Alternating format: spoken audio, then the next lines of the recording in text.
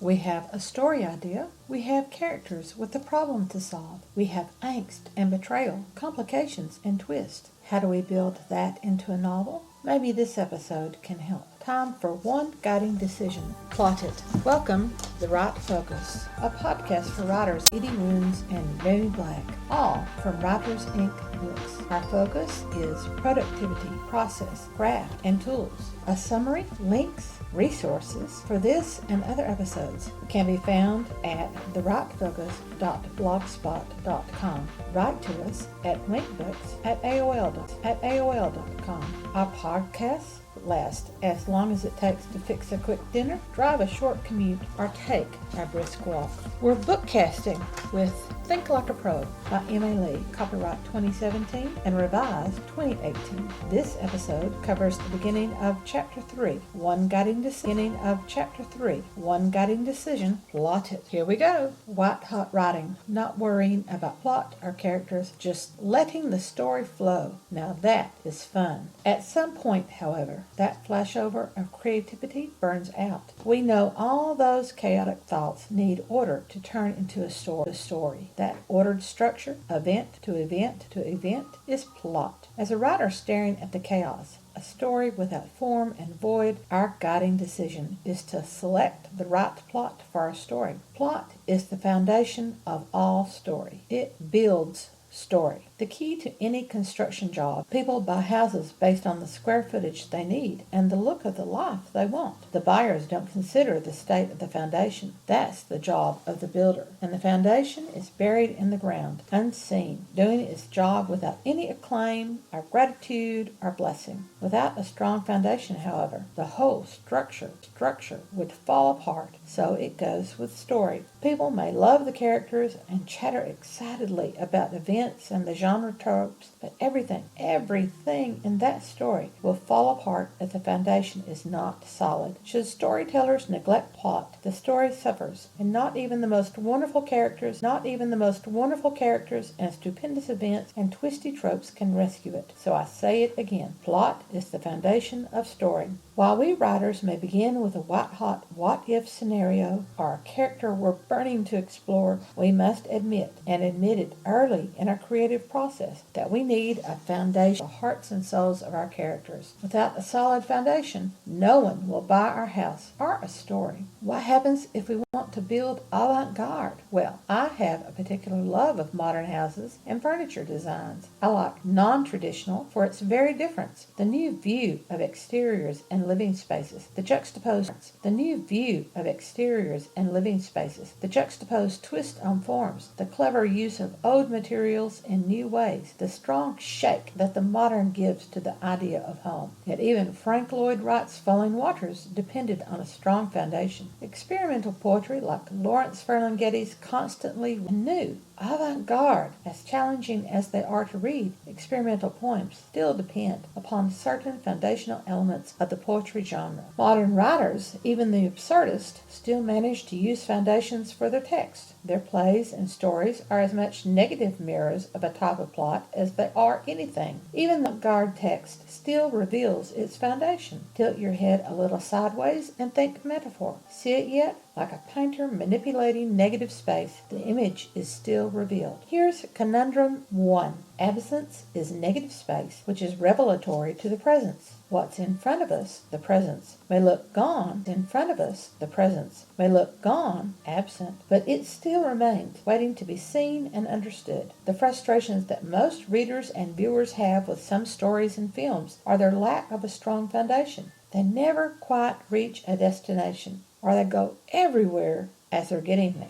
People may claim a love of edgy chaos, but they don't, not really. Just leave a story without its foundational climax and hear the wails. Frank Stockton's The Lady or the Tiger, anyone? Here's Conundrum 2. The role of any writing is to communicate. If you're not communicating, are you writing or scrambling words? Avant-garde literature may attempt close examination reveals the foundation, sometimes a mishmash that leaves no one happy except the artist who think he's or she's being modern. Let me dispel a couple of myths. First, nothing is new. Avant-garde is not even new, and should such works somehow endure for centuries, they are merely studied as the oddities that they are, while writers like Shakespeare continue to entertain and enlighten us. Take the most modern work we can find, apply a basic plot type, and we discover much. Once we see the foundation, we discover that it's not as new and edgy as we originally thought. Writers who cry, "My story's different. My story's different. My story's new. My story's unique," can expect this shock. It's not new, different, unique. I do regret offending those writers, but the truth has thorns. In all the millennia that people have told stories, all the possible combinations have already occurred. Nothing's new under the sun. Quote from Ecclesiastes 1:9. How do we build plot? When I first encountered Booker's 7 Types of Plot without any context, I assumed the Booker Prize people presented it. I was wrong. Very, very wrong. We know what happens when people assume. I also should have known better, but I was crediting the Booker Prize people with more. In his 2004 book, The 7 Basic Plots, Why We Tell Stories, influenced by Carl Jung, Christopher Booker returns to the roots of the story. Okay, here's a caveat. People have taken me to task about even looking sideways at Christopher Booker. Among other crimes, he's very old-fashioned with his views about women's places. He's very old-fashioned with his views about women's places in society. Well, my grandfathers had very old-fashioned views. Times change. Some people change with the enlightenment that comes with time. Some people don't. I do have a discussion later in the book about those people who don't want to change. The point, our commentary. So, no matter what kind of fiction you write, and this works for even much of the nonfiction realm, the foundational structure will fit one of 7 types of plot. Booker has staked a powerful claim. How can it be that for all the stories in the world, from the most ancient myth to the most disaffected absurd, if that claim is true, it will work across all times and all genres? Let's test it. Type 1, Overcoming the Monster, Beowulf. Yeah. Jaws, Lord of the Flies. That's definitely about overcoming the monster. King Lear, Alien, Pride and Prejudice. We might have to look at the monster as a little bit metaphorical. Fried green tomatoes, Atonement. Yep, those fit. Let's try Rags to Riches, Cinderella, Aladdin, Oliver Twist, Great Gatsby. Wow, Prince and the Pauper, Good Deeds, Pretty Woman. All those fit. The Quest Story, Watership Down, Raising Arizona, Willow, Raiders of the Lost Ark, Avatar, The Best Exotic of the Lost Ark, Avatar, The Best Exotic, Marigold Hotel, Northanger Abbey. Those fit. Comedy. Anything by Aristophanes matches anything by the Marx Brothers. Airplane, The Blues Brothers, Animal House, A Walk in the Woods, Arsenic and Old Lace, Bringing Up Baby, Much Ado About Nothing, A Midsummer Night's Dream. Those all fit. Those all fit. Tragedy. Oedipus, Macbeth, Rebel Without a Cause, Francis, Philadelphia, Cool Hand Luke, Bonnie and Clyde, Whatever Happened to Baby Jane. Those are all tragedies. Rebirth stories include Sleeping Beauty, Beauty and the Beast, A Christmas Carol, Now a Voyager, Summertime. Yep. Avatar, definitely. Yep. Avatar, definitely. Persuasion. Yep. Under the Tuscan Sun. Well, exactly. Voyage and Return, Peter Rabbit, The Hobbit, Odyssey, The Lion, the Witch, and the Wardrobe, Brideshead Revisited, Mansfield Park, Great Expectations, The Tempest. What do you know? Christopher Booker is right. Whether concrete or abstract metaphorical, all sorts of stories do fit these 7 categories. Here is Overcoming the Monster. This category is not as simple as it seems. We often have difficulty overcoming monsters in our daily lives. The monsters are not as easily identified as they are in the movies. We must identify the and scaring evil with blood-stained claws, be it a vampire or merely a life-sucking job, a philandering spouse, or an oppressive dictator. All are monsters who destroy other people's lives. The invidious monsters are the ones who seem friendly, the ones who seem to help our protagonist, the ones who would never, not in a million years, do anything to hurt anyone. To write more than basic genre, first, you have your protagonist struggle to identify the real monster. We have to acquire the tools needed to defeat the monster. Buffy had a training schedule to become a vampire slayer. Our protagonist must train as well. If that monster is a life-sucking boss, how can the protagonist reset the boundaries between job and life? How will the philandering spouse be discovered? What will enlighten the protagonist to the invidious monsters who present themselves as friends? How will the now aware protagonist develop the skills necessary to step up and stand against no guarantee that anything will ever replace our sacrifice? How does that work with Atonement by Ian McEwan? First, we figure out who is the protagonist in the novel. It's the young girl, not the older sister. We have identified the wrong monster, which is not revealed for many years. Her misidentification sends the sister's love interest to prison, and destroys the relationship between the sisters. Discovering the true monster, the pedophile who marries his victim, takes years. The tragedy of this novel is not just the doomed love. It continues to the end of the protagonist's life, as she admits that she will never get atonement for her early mistake. Rags to riches. In badly written rags to riches stories, logic is tossed out as writers drag the protagonist into the luxurious wealth that they think is deserved. In well-written stories, the protagonist is shown developing the skills necessary to gain wealth and succeed in that new environment. Logic tells us that no one receives something great for nothing. If you think that, by the way, I have a bridge in Brooklyn that I'd like to sell you. The impoverished state needs to be presented along with the dream of greatness that the protagonist has. That dream should be possible, not improbable. The steps from rags to riches are presented. What will each step entail? Who or what is essential to gain that are the part of each step? Who or what will block the step? The wealth needs to be reasonable. Not everyone is descended from royalty or nobility, you know. Some of us were dirt farmers eager to escape our serfdom. Not everyone will walk into a top editor position just because of an association with a mysterious billionaire. By the way, what is wealth? Money or time? Knowledge? Relationships? When no money is ever obtained, but relationships are deepened, that is an example of the best riches in the world. I'm preaching. Sorry, not. Cinderella is the classic fairy tale. In rags, scrubbing the sooty hearth, she once was the privileged daughter of a wealthy noblewoman. See, she already comes with the knowledge of the etiquette and behavior necessary for a life as a queen. She was cast into her impoverished position by her father's death and her stepmother's evil. Her stepsisters seemingly conspired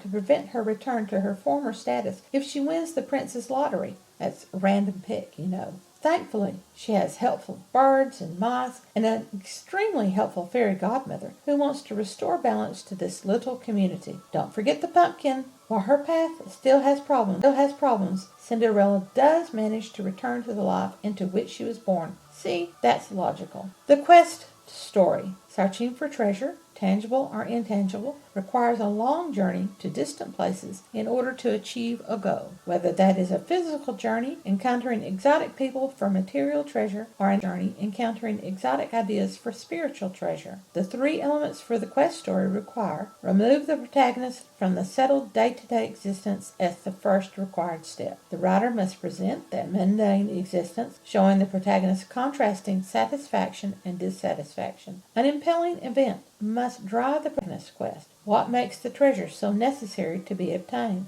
The protagonist will be uncomfortable and awkward as they launch into the quest. However, the dissatisfaction is strong enough that remaining in the status quo is not an option. Second, we exhibit the entrance to the place completely new. Know our story's definition as known before. How are people in this new place also part of the exotic experience for the protagonist? What is charming about the exotic experience? What remains unsatisfactory, preventing the new place from becoming a paradise? Third, discovery of the treasure is like an epiphany, whether it's the pot at the end of the rainbow that the protagonist finds and uses to improve life back home, or the discovery of something richer than was ever anticipated. How is that treasure discovered? Is it at first mistakenly avoided or ignored? If so, what brings the protagonist's attention back to it? How is the treasure of great richness? Does the treasure create such a temptation that return to the ordinary world is no longer a requirement? In Northanger Abbey by Jane Austen, our protagonist loves her family and life there, but she wants to experience a daring and racy world. A trip to Bath offers her the opportunity to explore the social world and a dash of romance from two different suitors, along with a spark or two of danger. The invitation to Northanger Abbey provides her with a suitably mysterious atmosphere that she mistakenly tries to turn into a dark mystery. The suitor that she cares about is deeply disappointed by her childish imaginings. When she is banished, When she is banished, she rises to an adult's responsibility and recognition of her mistakes. Her reward comes when her beloved suitor tracks her down, giving her the sacrifice that true love will willingly make to achieve the treasure it most wants. This change, marriage to her beloved protagonist wanted, prevents Northanger Abbey from being a plot of voyage and return, which is our next plot type. The voyage and return seems very similar to the quest, except the goal is the return back to the original existence, a wiser person through the experienced trials and ordeals of the journey. Normal existence for the protagonist must be presented as exactly what is wanted. The reason for the journey should be dire. Destruction of that existence is threatened. The voyage itself may not be exotic. It may even seem ordinary on the surface, but it is enriching. It may simply be getting back home, older, but not necessarily wiser. Many different kinds of events will occur on this voyage. Great internal transformation will not occur. The goal of this voyage is not a treasure. The goal may not even be specified. If it is specified, then the goal will have much to do with returning home. Returning home may have obstacles, as events and people may have conspired to work against the protagonist's easy settling back into the life that they love. Thus, the return may be the point of greatest difficulty for the protagonist. However, when all problems are overcome, the life that was threatened is restored, and the sun shines once again on the protagonist and what he or she holds most dear. The Hobbit, a dangerous adventure with complete strangers and dwarves of all people, but he finds himself lured by Gandalf the wizard. There's a lot of walking, there's a lot of hiding, there's a lot of arguing. He encounters trolls and elves, goblins and Gollum, riddles and rock giants, and a dragon with fire and the dragon of gold. He returns home experienced, but not really wiser, eager for his own cooking and his own hearth. Oh, and a dangerous ring goes with him. But that's another story. Comedy. In writing story, we distinguish between humor and comedy. Hollywood doesn't, but Hollywood's not about story. It's about making money, using the lowest common denominator possible. Usually ridicule, usually raunchiness, usually violence, always sex. Hollywood says that comedy is a show with lots of laughs. Nope, just nope. Comedy is the protagonist achieving his goal. Humor is telling jokes. I fought the misdefinition of comedy in my classroom, present with more authority. It seems simple enough to write comedy. However, I will note that in comedy, pathos, deeply emotional moments, occur quite a good bit, while tragedies are often filled with humor. The protagonist confronts adversity. That adversity is deepened through a series of confusing events. The climax clears up all confusion and grants the protagonist the original goal, which has transformed in the unexpected way. To understand more about comedy, we need to go to tragedy and look in the opposite direction. The best example of a comedy is Midsummer Night's Dream by William Shakespeare. Two young ladies are in love with two young men. One young man returns the affection, but her father is an obstacle. One young man does not return the affection of his young woman. Acceptable as a suitor by the other young lady's father, he's after the money and status that marriage to her would bring. We won't talk about Theseus' problems with Hippolyta, Oberon's problems with Titanius, and Titania's problem with Bottom, okay? They do add to the confusion of the story. A Midsummer Night in the Woods, with interference by Puck and fairies, causes all four to fall out of love and into love at cross purposes. We have funny lines and funny altercations. The morning finds them return to the wits. The first couple remain in love. The couple are now in love. All is worked out to everyone's satisfaction, including the father. Here's tragedy. In comedy, all is achieved. In tragedy, all is futile. While death is not a requirement of tragedy, doom is. Writers of tragedy, to prevent unrelenting darkness, will often fill a tragedy with humor. Shakespeare is a master of keeping the audience engaged in the tragic form. Romeo and Juliet and Macbeth have several laugh-out-loud moments that relieve the ratcheting suspense. The protagonist, through his own actions, causes his own destruction. An inner flaw sets in motion a domino effect. For an inner flaw, consider one of the 7 deadly sins: pride, wrath, greed, gluttony, sloth, lust, and envy. While all may seem confused to the protagonist, we can see the steps that bring him to doom. At some point, usually toward the plot center, the protagonist takes an irrevocable step. The protagonist will act to reverse the approaching doom. How the protagonist confronts his doom is equally key. Will he run away, or will he lean into it? In the 1992 Last of the Mohicans film, the despicable, vengeance-focused Magua leans into his doom, his one redeeming moment. Bonnie and Clyde, the story by Robert Benton and David Newman, shows us disaffected misfits who find in each other a love of thrills and violence. They join with another couple, equally disaffected and desolate. Content with their corrupted lives, they seek a thrilling and violent way to get money. They rob people, usually small stores and rural gas stations, hard-working people who were merely trying to make ends meet, and they murder anyone who corners or confronts them. As Shakespeare warned in Romeo and Juliet, violent delights lead to violent ends. Bonnie and Clyde willfully chose violence. They relished that violence, and they are brought to a violent death.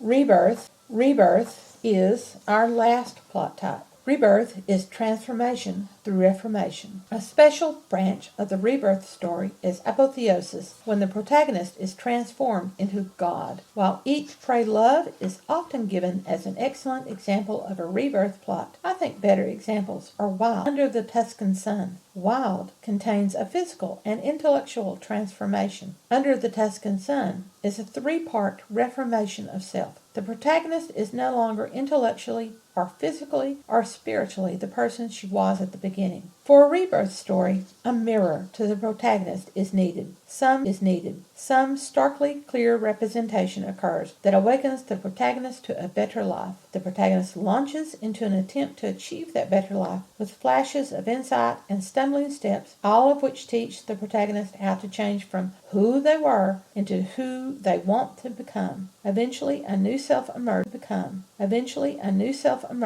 often in a new place. Charles Dickens' A Christmas Carol is our classic example. Miserly Scrooge counts money as more important than people. He barely pays a living wage to his employees, and Dickens paints the Cratchit family in broad strokes designed to evoke our sympathy.